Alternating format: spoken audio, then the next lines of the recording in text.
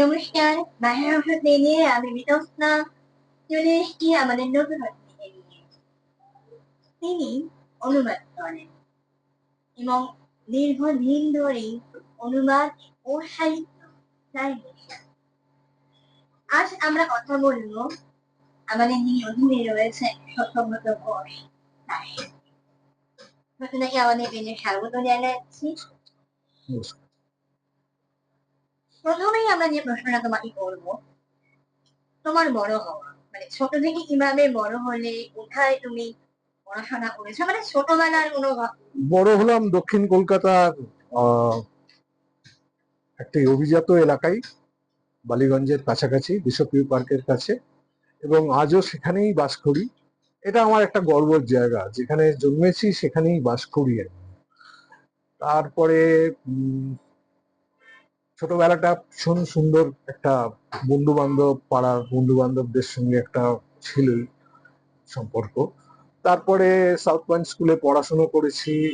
South point স্কুলেতে ছোটবেলাটা খুব ভালো গেছে। বড়বেলাটাতে কিছু বন্ধু বান্ধব ছিল, সেই বন্ধু বান্ধবদের অনেকেই ছড়িয়ে ছিটিয়ে গেছে। আর বাড়িতে আমি আমার বাবার প্রচুর প্রশ্রয় পেয়েছি। বাবা আমাকে কোনোদিনই কোনো কিছু করতে বারণ করেনি, এবং তার জন্য বোধহয় আমার কোথাও একটা সুবিধাও হয়েছে এবং অসুবিধাও হয়েছে। মানে বাবার কাছ থেকে আমি প্রশ্রয় হওয়ার ফলে কিছুটা সুবিধাও পেয়েছি। অসুবিধাটা এই কারণে হয়েছে, অনেকগুলো জায়গাতেই বোধহয় ডিসিপ্লিন হওয়ার যে জায়গাটা, সেটা বোধহয় আমার হয়নি। হ্যাঁ, একেবারে আদরে বাঁদর। আমার বাবার আদরে বাঁদর হয়েছে একেবারে। এবং বাবার আমার জীবনে যতটুকু যা কিছু আমি করতে পেরেছি, সেটা সম্পূর্ণই আমার বাবার কৃতিত্ব, বাবার অবদান। কারণ বাবা খুব ছোটবেলা থেকেই আমাকে বইয়ের নেশাটা ধরিয়ে দিয়েছে, এবং প্রায় একটা কোনো পত্রিকা, চাঁদ মামা থেকে শুরু করে কোনো একটা পত্রিকা তিনি নিয়ে আসতেন, এবং পড়ার সময়টা ছিল আমার টিপিক্যালি রাত্রির বেলা, অর্থাৎ বিছানায় শুতে যাওয়ার আগে আমার পড়া, আমি পড়তে পড়তে ঘুমোনো। ইনফ্যাক্ট আজও সেইটাই আমার অভ্যেস, মানে পড়তে পড়তে ঘুমোনো এটা মানে চলে, এবং সেটা অনেক সময়তেই রাতটা ভোর হয়ে যায়। তোমার পড়াশোনা এই বিষয়টা হচ্ছে 12 অব্দি সায়েন্স বললাম। সায়েন্স পড়ার পরেতে জয়েন্ট এন্ট্রান্সে চান্স পেলাম। জয়েন্ট এন্ট্রান্সে চান্স পেয়ে দেখা গেল যে আমার যে নম্বর হয়েছে, খুব যে সিরিয়াসলি দিয়েছিলাম তা নয়, তাতে আমাকে বলা হলো যে তুমি ডেন্টাল সার্জারি নিয়ে পড়ো। তা আমার অতিশয় অপছন্দ হলো, এবং আমি বাবাকে এসে বললাম যে আমি ডেন্টাল নিয়ে পড়াশুনো করবো। তাহলে কি করবি? আমি বললাম যে আমি ইংরেজি সাহিত্য নিয়ে পড়বো। ইংরেজি সাহিত্য তো মনে হচ্ছে ভালো লাগবে তো? আমি বললাম যে হ্যাঁ। এবং যেদিন কথাটা বললাম তার পরের দিনই চারুচন্দ্র কলেজে গিয়ে, এখনকার মতন অত কিছু রকম ঝামেলা ছিল না, মার্কশিটটা নিয়ে গেলাম, ওখানে গিয়ে একটা ফর্ম তুলে নিলাম। সেই ফর্মটা তুলে আমি ওখানে ভর্তি হয়ে গেলাম। ইংরেজি সাহিত্যের ক্লাস করছি, কিন্তু ইংরেজি সাহিত্যের ক্লাস করতে করতে যেটা আমার সব থেকে বেশি হলো, সেটা হচ্ছে কলেজে থাকার থেকে আমার তখন ব্রিটিশ কাউন্সিল লাইব্রেরিটার উপরে ভীষণ একটা আগ্রহ হলো। এই পিরিয়ডটাতে একটা খুব ইন্টারেস্টিং ঘটনা ঘটে। সেটা হচ্ছে ব্রিটিশ কাউন্সিলেতে আমি সুযোগ পেলাম জন গ্রিয়ারসনের ছবি দেখা, ফিল্ম দেখা। এবং তখন সেই সময়টায় আরেকটাও ঘটনা ঘটছে, সেটা হচ্ছে যে টেলিভিশনে, মানে দূরদর্শনেতে তখন মানে যে জাতীয় পুরস্কার প্রাপ্ত, আন্তর্জাতিক পুরস্কার প্রাপ্ত ছবিগুলো দেখানো হচ্ছে।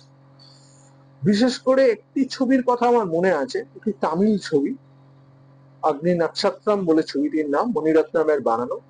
সেটা সরকারি বদান্যতাতে তার কোনো সাবটাইটেল ছিল না, এবং সেই সাবটাইটেল না থাকা অবস্থাতেও আমি দেখলাম যে ছবিটা দিব্যি আমি বুঝতে পারছি। হ্যাঁ, ছবিটা আমি দিব্যি বুঝতে পারছি, এবং ছবিটা যে আমি দিব্যি বুঝতে পারছি, এই বোধটা আমার মধ্যে কোথাও একটা ভীষণ ভাবে নাড়াচাড়া দিয়ে গেল। আরেকটি তখন ছোট রোববার করে একটা প্রোগ্রাম হতো দূরদর্শনে। সে প্রোগ্রামটার নাম ছিল বাতে ফিল্মো কি, বেঞ্জামিন গিলানি প্রোগ্রামটা কন্ডাক্ট করতেন। তো সেখানেতে পুনা ফিল্ম ইনস্টিটিউটের সতীশ বাহাদুর এটার অ্যাডভাইজার ছিলেন, এবং তাতে সিনেমার বিভিন্ন জিনিস টুকিটাকি যেগুলো টেকনিক্যালিটিস গুলো নিয়ে প্রচুর কথা হতো। এবং সেই তার একটি পর্বে গুলজার এসছিলেন, এবং গুলজার এসে আমাদেরকে যা বুঝালেন যে টাইম কিরম করে, মানে বিশেষ করে ফ্ল্যাশ ব্যাক করা, আবার প্রেজেন্টে আসা, সেটা থেকে আবার ফ্ল্যাশ ব্যাকে কিরম করে যাব, উনি তার সিনেমা দিয়ে বোঝালেন, শর্ট দিয়ে বোঝালেন। এইগুলো দেখতে দেখতে আমার মনে হলো যে এটা একটা অদ্ভুত জিনিস, এবং একটা প্রচন্ড রকমের টান বোধ করলাম। জন গ্রিয়ারসনের ছবি একটা ছিল, সেটা হচ্ছে নাইট মেল বলে, তাতে সম্ভবত ওডেনের একটা কবিতা ব্যবহার করা হয়েছিল, নাইট মেল কবিতা। তো সেটাও আমাকে মানে হিপনোটাইজ করে দেয়, মানে সিনেমায় এরকম জিনিস করতে পারে। তো তারপর থেকে চলচ্চিত্রের প্রতি আমার একটা আকর্ষণ তৈরি হয়, এবং বাবারও সেখানে একটা প্রচ্ছন্ন সমর্থন ছিল। যদিও আমাদের আর্থিক অবস্থা কোনোভাবেই এটার কে মানে এটা করার মতন আমার অবস্থা দেয়নি, কারণ বাবা যখন রিটায়ার করছে তখন আমি হায়ার সেকেন্ডারি পাস করছি, এবং আমার অ্যাকচুয়ালি তখন অনেক বেশি টাকা পয়সা রোজগারের দিকে মন দেওয়া উচিত ছিল। কিন্তু এগেন আবার সেটাই বাবার একটা যে বাবা আমাকে কনস্ট্যান্টলি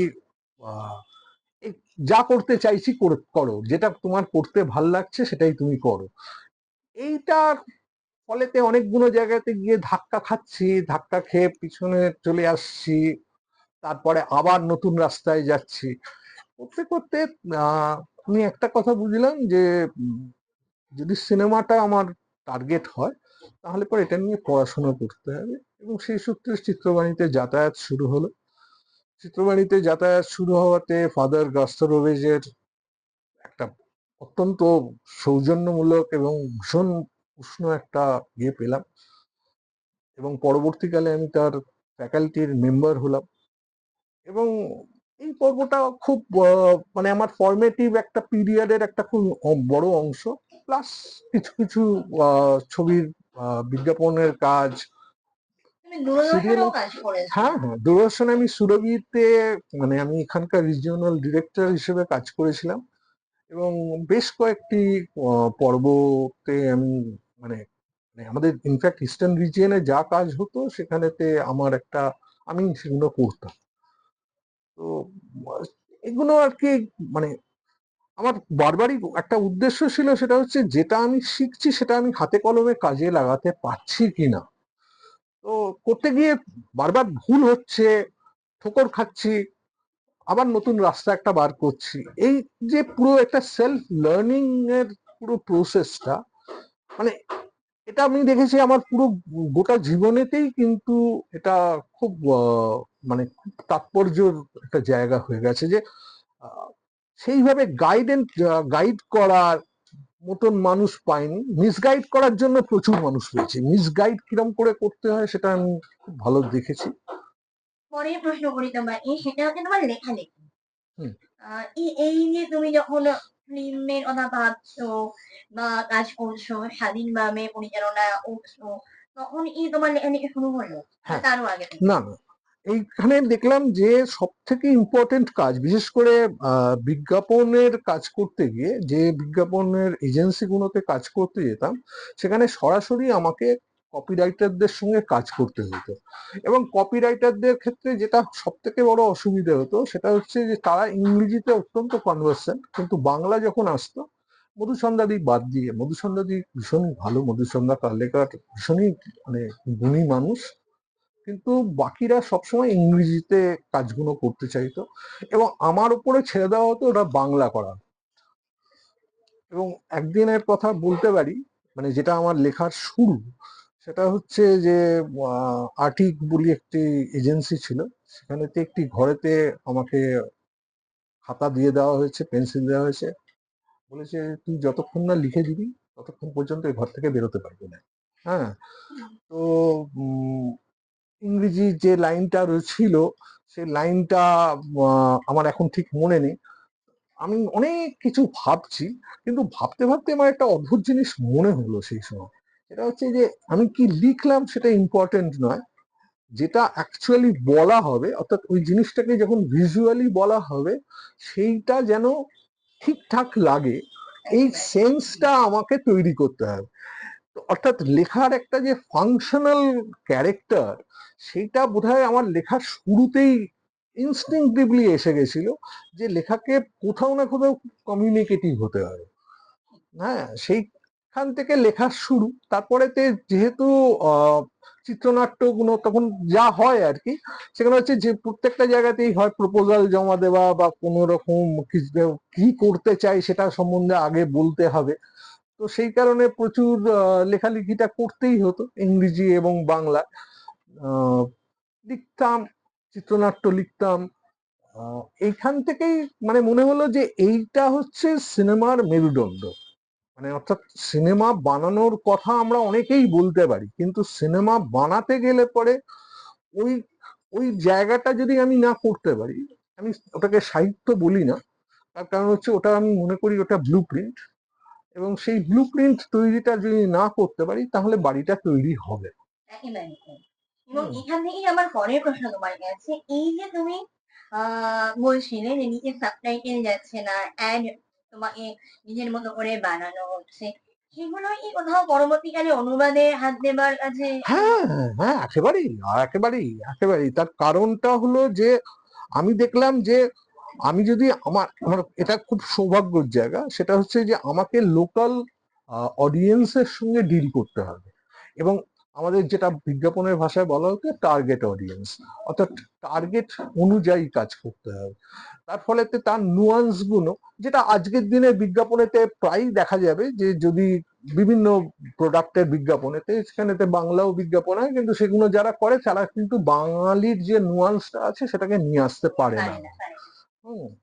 তো সেই নুয়ান্সটাকে নিয়ে আসার চেষ্টা করেছি, যতটা পেরেছি করেছি। এই বিজ্ঞাপনী প্রসঙ্গে আমার একটা কথা মনে হলো, এটা একটু ভাগ করে নিই তোমাদের সঙ্গে। সেটা হচ্ছে তখন আমি কলেজে চাকরি ছেড়েছি, অনুবাদ পত্রিকার দায়িত্ব নিয়েছি। একটা কলেজে অতটা মাইনে পেতাম, এখান থেকে একদম জিরো। তো আমার ইচ্ছে হলো যে ঠিক আছে, পাশাপাশি আমি একটা অ্যাড এজেন্সিতে চাকরি করবো। তখন শেক্সপিয়ার সরণিতে একটা অ্যাড এজেন্সিতে যোগদান করলাম। কন্ট্রাক্ট ওনা না, ওনা হচ্ছে তোমার রাডিয়েন্ট। রাডিয়েন্ট আর রেডিয়েন্ট আছে। রাডিয়েন্টে আমি হুম। চাকরি করতে শুরু করলাম। আমার কাজ হলো যে মানে অন্য ভাষা থেকে যে সমস্ত গুলো আসছে, বিভিন্ন হিন্দি বা ইংরাজি থেকে সেগুলোকে অনুবাদ করা। এবার অ্যাডের একটা নিজস্ব ভাষা থাকে। তো সেই ভাষাটা কিন্তু, যেটা তোমার মাদার সোর্স মানে যেটা থেকে আমি করছি সেটার সাথে অনেকটা পার্থক্য হয়ে যায়। তো সেখানে যিনি পুরো বিষয়টা দেখলেন, তিনি আমাকে বোঝালেন যে তুমি ঠিক যেভাবে কথা বলো, যে যে ভাষা ব্যবহার করো, অ্যাডের ক্ষেত্রে সেই ভাষাগুলো ব্যবহার করো। তুমি ভুলে যাও যে ওখান থেকে তোমাকে ট্রান্সলেট করতে হ্যাঁ, হবে। তো এর ফলে যে নিজস্ব একটা ভাষা তৈরি হওয়া, এই মজাটা তখন আমি পেয়েছিলাম। একেবারেই তাই, তো আমার তোমার কথা শুনে শুনে সেটাই আমি মনে হলো যে একেবারেই তাই, এইটা অনুবাদের ক্ষেত্রেও খুব গুরুত্বপূর্ণ। একেবারে। তোমার অনুবাদের কাজ প্রথম কোথায়? অনুবাদের কাজ তো বললামই, যে কপিরাইটিং এর ব্যাপারটা ছিলই। আমি বলছি যে আহ, অনুবাদ কি তুমি প্রথম তার বই করলে না ওই কপিরাইট নিয়ে? কপিরাইটের কাজটা ছিল, প্লাস যেটা হতো সেটা হচ্ছে কিছু কিছু সময় মানে আহ, কিছু টেক্সট কেউ বললো যে এটা অনুবাদ করে দে, বা কোনো একটা গল্প অনুবাদ করে দে। আমি ব্যাপারটা কোনো বন্ধু বান্ধবদের মধ্যে যেরকম হয়ে থাকে ঠিক সেরকম ভাবেই ব্যাপারটা করেছি। মানে এটা যে খুব সিরিয়াসলি মানে এইটুকুনি বুঝতে পারতাম যে লিখতে ভালো লাগছে। এই যে লেখাটা লিখতে ভালো লাগছে, এইটার থেকে কেউ বন্ধু বান্ধব যখন বলছে তখন সেই কথাটাকে শুনে আমি বললাম যে ঠিক আছে করে দেবো। তার নাম দেওয়া হলো কি করা হলো আমি সেটা নিয়ে খুব একটা কখনোই আমি চিন্তা করিনি আর কি। তো প্রথম অনুবাদ সে অর্থে কি এই গুরুদত্ত? হ্যাঁ, মানে আমার বই হিসেবে এই বইটাই হচ্ছে প্রথম মানে আহ, মানে মানে আমি এটা করতে চেয়েছি বলে করেছি আর কি। আহ এই গুরুদত্তকে তুমি কোথা থেকে আবিষ্কার করলে, মানে উম, কিভাবে এই কাজটা শুরু হলো? কাজটা শুরু হলো মানে এটা বোধহয় 2007-08-এর ঘটনা। আমার এক বন্ধুর বাড়িতে হামলা দেওয়া, এবং বন্ধুর বাড়ি মানেই হচ্ছে বন্ধুর বাড়ির বইয়ের শেলফ হামলা দেওয়া। সেই বইয়ের শেলফে এই বইটি দেখতে পেলাম, যে হিন্দি বই, নিশিকান্ত ঠাকুরের এক অনুবাদ। আহ, বইটির নাম ছিল গুরুদত্ত তিন অঙ্কিয়া ত্রাসদি। ত্রাসদি মানে ট্র্যাজেডি। তো বইটি পেলাম। বইটি আমার যতটুকু সাহিত্য বোধ হয়েছে, বইটা হাতে নিয়ে আমার মনে হলো যে এটা সেই বই যে বইটা বোধহয় আমাকে খুঁজে পেয়েছে। মানে আমার এরকম একটা ধারণা হলো আর কি। কারণ আমি এই প্রসঙ্গে একটা ইশারা করছি। হুম, প্রথম যখন প্রমথেশ বড়ুয়া দেবদাস করলেন, শরৎচন্দ্র বলেছিলেন এই প্রমথেশ বড়ুয়ার অভিনয় দেখে বা পরিচালনা দেখে বলেছিলেন যে আমি যে দেবদাস লিখলাম, মানে আমার জন্মটাই হয়েছিল তুমি এই বইটা অভিনয় করবে ও পরিচালনা করবে বলে। মানে আমাকে এটা করতে যেন আগে কেউ ইনস্ট্রাকশন দিয়েছিল যে এইরকম পরবর্তীতে তুমি এই কাজটা করবে। কোথাও একটা বোধহয় একটা কানেকশন কোথাও একটা হয়ে যায়, এবং সে কানেকশনটা এমনই যায় যে যখন আমি যে অনুবাদটা প্রায় শেষ করে এনেছিলাম, তারপরে সে বইটি বৃষ্টির জলে ভিজে গেছে পুরো। আমি ফাউন্টেন পেনে লিখতাম বলে পুরো জিনিসটা নষ্ট হয়ে যায়, এবং আমি তখন থেকেই ভেবে নিয়েছিলাম যে আর কিছু হবে না। তখন বেসিক্যালি আমি তখন টিউশন করছি ইত্যাদি কাজ করে যতটা পাচ্ছি পয়সা রোজগার করার চেষ্টা করছি। 2015 সালে অরুণ খোপকারের সঙ্গে আমার একটা ফেসবুকের মাধ্যমে যোগাযোগ হলো, এবং যোগাযোগ হওয়াটা অদ্ভুত কাকতালীয় ভাবেই হলো। এবং অরুণ খোপকারকে আমি মেসেঞ্জারেতে জানালাম যে আমি এরকম ভাবে আপনার বইটা করতে গিয়ে আমি এরকম ভাবে নষ্ট হয়ে গেছে বইটা, আমার এটা খুব ইচ্ছে ছিল। এবং তারপরে দেখলাম অরুণ খোপকার আমাকে বইটি পাঠিয়ে দিলেন, কুরিয়ার করে বইটি পাঠিয়ে দিলেন। এবং তখনও জানতাম না, কিন্তু আমি তখন সৌজন্যমূলক ভাবেই প্রতিটা চ্যাপ্টার অনুবাদ করে সেগুলো ওনাকে পাঠাতাম। ওনার যেখানে যেখানে যা মনে হতো সেগুলো আমাকে বলতেন। আমি তখনও জানি না উনি বাংলা জানেন, আমার কোনো আইডিয়া নেই, কারণ আমাদের কখনো তখনো আমাদের দেখাও হয়নি। হুম। তো উম, যেটা ঘটলো সেটা হচ্ছে যে বইটা অনুবাদ শেষ হয়ে গেল, তারপরে উনি ছবি পাঠালেন, সমস্ত কিছু হলো।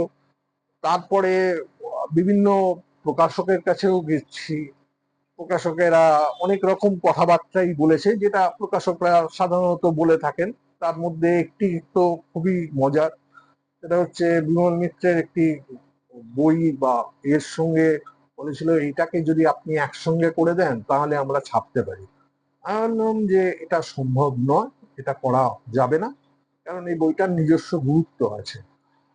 তো তারপরে উম, আমার বন্ধু অভিজিৎ গুহ মানে রানা, সে একটা দিন আমাকে হঠাৎ রাত্রির বেলায় ফোন করে। আমি জানি যে বইটা আর হবে না, মানে এটাও একটা ফেইল্ড প্রজেক্ট। তো এরকম একটা সময় রাত্রিবেলা ফোন করে বলে যে আমি অমুক বইয়ের দোকানেতে রয়েছি, দক্ষিণ কলকাতার মলের একটা বইয়ের দোকান, এখানে প্রচুর সিনেমার বই দেখতে পাচ্ছি, কিন্তু একটাও বাংলা সিনেমার মানে বাংলায় লেখা বই দেখতে পাচ্ছি না। আমার তোর কথা মনে হলো, তুই কি কালকে আমার সঙ্গে একটা জায়গায় যাবি? বললাম, হ্যাঁ ঠিক আছে। তখন আনন্দবাজারে কাজ করি। তো ও আমাকে গাড়িতে করে এসে আনন্দবাজার থেকে তুলে সরাসরি ভাষা সংসদের অফিসে নিয়ে আসে। তারই তার পরের গল্পগুলো থাক, হুম, একজন প্রকাশক হিসেবে যেটা করা উচিত সেটাই আমি করেছি। তারপরে আমরা যেটা পেলাম সেটা হচ্ছে গুরুদত্ত তিন অঙ্কের 100 উচ্চারণটা হয়তো গুরুদত্ত হতো পাঞ্জাবিতে, আমি দত্ত বললাম, কারণ বাঙালি গুরুদত্তকে কোনোভাবেই ভালোবাসে। কিন্তু এই বিষয়ে আমার একটা কথা রয়েছে আর কি, মানে অরুণ সত্তারকে নিয়ে কথা হচ্ছে, অরুণ সত্তারের ট্রান্সলেশন নিয়ে। আহ, বাঙালি খুব কম জানেন তার সম্পর্কে, কিন্তু যে বিষয়টা না বলে পারছি না আমরা সেটা হচ্ছে, মানে আমি পারছি না সেটা হচ্ছে তার বাড়িতে গেলে দেখা যাবে তিনি আদৌ একজন বাঙালি, মানে জন্মেছেন ভুল জায়গায়। যতটা তিনি মরাঠি তার থেকে বেশি বাঙালি। তার পুরো বাড়ির অর্থের অংশ জুড়ে বাংলা বই, একজন বাঙালির ঘরেও হয়তো অত বই নেই। এবং সবচেয়ে আনন্দের কথা, আমাদের পরবর্তী বই যেটা তোমার সঙ্গে আমাদের কাজ হয়েছিল চলচ্চিত্র মোহ, সেই বইটি এবছর সাহিত্য একাডেমি পুরস্কার পেয়েছে। এটা বোধহয় 2017 বা এরকম কোন সময় সাহিত্য একাডেমি পুরস্কার পায়। এবং অরুণ খোপকার বিশেষভাবে, আমি এটাকে অনুরোধ বলবো না, আমি প্রায় এটাকে নির্দেশ বলবো, যে উনি বলেন যে চলচ্চিত্র বইটা তোমাকে অনুবাদ করতে হবে। এবং উনি আবার সেই রকম ভাবেই বই পাঠিয়ে দেন আমাকে। এটার হিন্দি যে অনুবাদ সাহিত্য একাডেমি থেকে বেরিয়েছে সে বইটি আমাকে পাঠিয়ে দেন, এবং পাঠিয়ে দিয়ে উনি নির্দেশই দেন। আমি তাকে তখন অলরেডি শিক্ষকের জায়গায় রেখে দিয়েছি, এবং বলেন যে এটা তোমাকে অনুবাদ করতে হবে। এবং এবং এখানে মানে এমন কতগুলো চরিত্র নিয়ে আলোচনা করা হয়েছে, কোন কতগুলো মানুষকে নিয়ে আলোচনা করা হয়েছে, তাদের সকলের সম্পর্কে কিন্তু বাঙালি জানেও না এই অর্থে। হ্যাঁ, এখনো ঋত্বিক ঘটক ছাড়া আমি বলবো যে এখানে হ্যাঁ, মহাজনকে জানেন, কে কে মহাজনকে জানেন, এই মনিকা উল অল্পই হ্যাঁ, জানেন, মনিকা উলকে জানেন, হ্যাঁ, কিন্তু বাদ বাকি যাদেরকে নিয়ে আলোচনা করা হয়েছে হুম। কোনো একটা জানেন না। হ্যাঁ, ব্যাপারটা হচ্ছে যে অরুণ খোপকার এই বইটির মধ্যে যে কাজটি করেছেন সেটা হচ্ছে যে উনি সিনেমার এফটিআইআই থেকে পাস আউট হওয়ার পরে 1975 সালে পাস আউট হওয়ার পরে উনি যাদেরকে নিয়ে সিনেমা করার কথা ভেবেছেন, যেমন ধরুন দাদু ইন্দুরিকারকে নিয়ে উনি সিনেমা করার কথা ভেবেছেন। দাদু ইন্দুরিকার হচ্ছেন একজন খুব বড় প্রতিষ্ঠান সমূহ একজন তামাশা শিল্পী। তো ওনাকে নিয়ে ওনার প্রথম ডিপ্লোমা ফিল্মটা করার কথা ছিল, এবং সেই সূত্রে উনি পারেলের এইসব অঞ্চলেতে রেগুলার মানে মানুষটার সঙ্গে দিনের পর দিন কাটিয়েছেন, এবং তাকে নিয়ে এবং তামাশা শিল্প, ফোক থিয়েটার ইত্যাদি ইত্যাদির যে পুরো যে প্রেক্ষাপটটা রয়েছে এবং ভারতীয় সংস্কৃতির যে প্রেক্ষাপট রয়েছে সেটা নিয়ে একটা বিস্তৃত এবং অত্যন্ত সমৃদ্ধ আলোচনা করে, যেটা শুধুমাত্র তামাশার জন্য কিন্তু সীমাবদ্ধ নয়। আমার মনে হয়েছে যে আমি যেহেতু নিজেও কিছুটা লোক থিয়েটার বা এরকম ধরনের ইয়েতে কাজ করেছি অঞ্চলে, এবং সেখানে থেকে দেখেছি যে উনি যে কথাগুলো বলছেন সেগুলো কিন্তু শিল্পীদের নিজেদের কথা, এগুলো কারণ তাদের মনের মনে যে কথাগুলো ওনারা বলে থাকেন সেই কথাগুলোই কিন্তু এখানেতে বেরিয়েছে।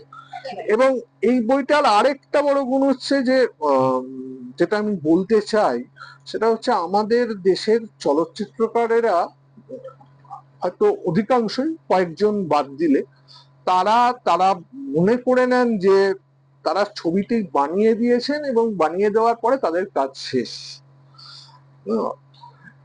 আমি অরুণ খোপকারকে এই কারণে মনে করি যে একটা অত্যন্ত গুরুত্বপূর্ণ ব্যক্তিত্ব, এবং বলবো যে সংস্কৃতি গবেষক একজন, যে তিনি যাদেরকে নিয়ে সিনেমা করছেন বা যাদের নিয়ে ভাবছেন সেগুলো নিয়ে তিনি রীতিমতন চর্চা করছেন, গবেষণা করছেন, এবং সেটাকে নিয়ে কিন্তু সাহিত্যিক একটা রূপ দেওয়ার চেষ্টা করছেন। এইটা আমি কিন্তু সত্যজিৎ রায়ের ক্ষেত্রেও বলবো। সত্যজিৎ রায়ের প্রবন্ধ অনেক লিখেছেন মৃণাল সেন বা ঋত্বিক ঘটক, কিন্তু তাদের ক্ষেত্রেও আমরা দেখবো যে তাদেরকে অনুরোধ করা হয়েছে যে এটা নিয়ে লেখো, বা তারা যখন মনে করেছে লিখবো। বিশেষ করে আমার যেটা মনে পড়ছে সত্যজিৎ রায়ের চারুলতা নিয়ে অম্লান দত্তের আমাদের ইয়ের সঙ্গে কি রুদ্র, হ্যাঁ, তার সঙ্গে যে একটা বিশাল বড় আলোচনা করেছিলেন, সেটাও কিন্তু মানে একটা বাইরের কোথাও একটা ইনস্টিগেশন, একটা সমালোচনার প্রত্যুত্তরে, অর্থাৎ শতপ্রবৃত্ত হয়ে একটা মানুষ যখন কোনো কাজ করে যে আমি এই চর্চাটাকে চালাবো এবং গবেষণাকে করব, আমার সিনেমাটা করাটা ইজ নট দ্য এন্ড, কিন্তু it's just a beginning or it might be a middle of the thing. এইটা অরুণ খোপকারের আমার সব থেকে মানে গুরুত্বপূর্ণ একটা চরিত্র বলে মনে হয়েছে। আমরা ভেবেছিলাম আলোচনাটা অনেকটা বড় হবে, কিন্তু আমাদের সময় কম, তাই আমরা চট করে একটা কথা বলে নিই। এরপরে কিন্তু আমরা আরেকটি বই পড়েছি, গুরুদত্তের বা ছায়ায় মায়ের গুরুদত্ত, অরুণ খোকারেরই লেখা এবং অনুবাদ অনুবাদাই করেছেন। এবং এই ক্ষেত্রে মজাটা হচ্ছে এবছর গুরুদত্তের 100 বছর, সেই উপলক্ষে এই বইটি লেখা, এবং অসম্ভব ভালো একটা বই। সেটা পাঠকদের পড়তে অনুরোধ করবো আমরা। শেষ করবো যে বইটিকে নিয়ে আলোচনা, সেটা হচ্ছে অমৃতা প্রিতমের ডাকটিকিট। এটা সম্পর্কে একটু বলো, কেন হঠাৎ ডাকটিকিট? আমি পিয়াসা ছবির ছোটবেলায় তেও দেখেইছি, ছোটবেলা মানে হচ্ছে যখন সিনেমা দেখছি তখন দেখছি এবং অনেকবারই দেখেছি। তো পরবর্তীকালে যখন সিনেমা নিয়ে একটু গভীর করে পড়াশোনা করতাম তখন দেখতাম যে যেহেতু লেখার উপরে নজরটা ছিল সব সময়, আমি দেখতাম যে সাহিল লুধিয়ানভির নামটা ওখানে রয়েছে। এবং সাহিল লুধিয়ানভির মানে পেয়ার সাথে সাহিল লুধিয়ানভির যে কন্ট্রিবিউশনটা রয়েছে সেইটা আমার কাছে খুব ইম্পর্টেন্ট বলে মনে হয়েছে। শুধু গান নয়, আমরা যে বিজয় রূপী মানে গুরুদত্তের মুখে আমরা যে কবিতাগুলো শুনি সেগুলো তিনি রচনা করেছেন। তো আহ, এই সাহিল লুধিয়ানভির সঙ্গে গুরুদত্তের একটা কোথাও মানে ব্যক্তিগত স্তরেতে কোনো একটা জায়গায় অসুবিধা হয়। এবং পরবর্তীকালে আমি জানতে পারি যে সাহিল লুধিয়ানভির সঙ্গে অমৃতা প্রীতমের একটা অত্যন্ত ঘনিষ্ঠ যোগাযোগ ছিল। আমি অমৃতা প্রীতমকে নামে জানতাম, তারপরে অমিতাভ প্রীতমকে পড়তে শুরু করলাম। এবং অমৃতা প্রীতম পড়তে পড়তে আমি একটা বুঝতে পারলাম যে দুজন মানুষ, এই যে পাঞ্জাবের প্রদেশের দুটো মানুষ, তারা কোথায় আত্মিকভাবে যোগাযোগ একটা একটা ছিল। এবং সেইখান থেকে আমার কিন্তু আসল উদ্দেশ্যটা ছিল যে অমৃতা প্রীতম এবং সাহিল লুধিয়ানভির এই যে ব্যাপারটাকে আমি বোঝার চেষ্টা করব। এবং সেইটা আমি দেখলাম রসিদি টিকিটের মধ্যে, মানে অমৃতা প্রীতম এত মানে স্বচ্ছ এবং এত সুন্দর সাবলীল ভাবে বলেছেন। মানে অনেক সময় হয় যে মানুষ মানে যে কথাগুলো বলতে চায় সেগুলো কোথাও একটা কুণ্ঠা আসে যে এটা অত্যন্ত ব্যক্তিগত, কিন্তু অমৃতা প্রীতম কোনো জায়গাতে এটাকে মনে করছেন না যে এটার জন্য আমার কোনো কুণ্ঠা রাখতে হবে। এবং এইটাই আমাকে আমার মনে হয়েছে যে মানে মেয়েদের, বিশেষ করে মেয়েদের ক্ষেত্রে এটা মনে হয়েছে, মেয়েদের অনেক ক্ষেত্রেই অনেক রকম ব্যাপারেতে কুণ্ঠা থাকে। আমি যদি আমি ডাকটিকিট সম্বন্ধে এইটুকুনি বলতে পারি যে যদি একটি মেয়েও এই বইটি পড়ার পরে তার মধ্যে থেকে যদি কিছুটা কুণ্ঠা মানে কুণ্ঠাটাকে চলে যাওয়ার ক্ষেত্রে আমি যদি কোনো রকম ভাবে হেল্প করতে পারি, তাহলে আমি নিজেকে খুব মনে করবো যে আমি বড় একটি কাজ করেছি। এই বই নিয়েই এত স্বল্প পরিসরে আলোচনা করা সম্ভব নয়, তার কারণ হচ্ছে যে প্রত্যেকে ভিন্ন ভিন্ন, মানে একটা বই নিয়েই 30 মিনিট ধরে আলোচনা করা যেতে পারে। এবং যেটা বলার সেটা হচ্ছে যে এই চারটি বই কিন্তু খুব ভালো পাঠক প্রতিক্রিয়া পেয়েছে। ধন্যবাদ, সেটা তো সম্পূর্ণ ভাষা সংসদের কৃতিত্ব। অনেক অনেক ধন্যবাদ আমাদেরকে এতটা সময় দেওয়ার জন্য। শুধু শেষে একটা কথা জানতে চাইবো, ভাষা সংসদকে তুমি কিভাবে দেখছো? ভাষা সংসদকে আমি একটা সেতু হিসেবে দেখি। কারণ আমরা প্রায়ই দেখি যে বিশেষ করে বইয়ের যে ইয়েটা আমাদের বাঙালি, আমাদের বয়সী মানুষদের কাছে যেটা হয় সেটা হচ্ছে যে আমরা ইংরেজি মাধ্যমেই বিদেশি গল্প, এমনকি দেশি গল্প সেটা ইংরেজি মাধ্যমেতেই পড়ি। নিজের ভাষাতে পড়ার সুযোগটা আমরা খুব বেশি পাই না। একটা সময় ছোটবেলাতে পেতাম, যখন দেব সাহিত্য কুটির এই মানে কাজগুলোকে করেছিল, এবং সেটা যে একটা অত্যন্ত জরুরি এবং গুরুত্বপূর্ণ কাজ, সেটা আমি ভাষা সংসদের সঙ্গে যুক্ত হয়ে বুঝতে পারলাম। অনেক অনেক ধন্যবাদ। অনুবাদে থাকো, অনেক অনুবাদ করো, এই চাইবো। ভাষা সংসদ পেজের সঙ্গে থাকুন, নিয়মিত আমাদের ইউটিউব চ্যানেল দেখুন, সাবস্ক্রাইব করুন, লাইক কমেন্ট শেয়ার করুন, মূল্যবান মতামত দিন, আমাদের জানান যে আমরা আর কিভাবে চ্যানেলটাকে উন্নত করতে পারি, আর কি কি প্রশ্ন করলে আপনাদের ভালো লাগবে। আর আমাদের ভাষা সংসদ ফেসবুক পেজ, ইনস্টাগ্রাম এবং www.ভাষাসংসদ, এখানে আমাদের বইয়ের অর্ডার দিন, বই নিয়ে জানুন, ভালো বই পড়ুন, ভাষা সংসদের সঙ্গে থাকুন। অনেক ধন্যবাদ।